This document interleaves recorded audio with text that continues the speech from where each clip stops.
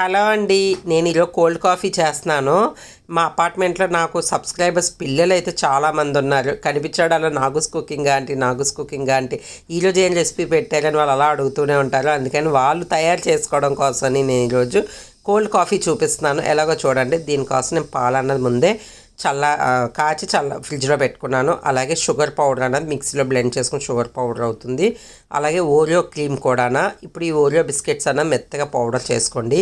ఇది ఏం చేస్తాం అన్నది లాస్ట్ వరకు చూడండి వీడియో.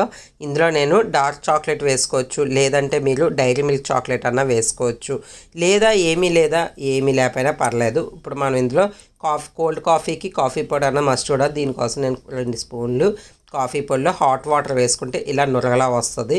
ఇందులో ఖచ్చితంగా వేసుకోవాల్సింది ఐస్ క్యూబ్స్ వేసుకుంటే పైన ఫ్లఫీగా వచ్చి కూలింగ్గా బాగుంటుంది. ఈ సమ్మర్లో మంచి డ్రింక్ కదా. పిల్లలందరూ కూడా నా వీడియోస్ చూస్తున్నాం. పిల్లల కోసం నేను వీడియో అన్నది అప్లోడ్ చేస్తున్నాను.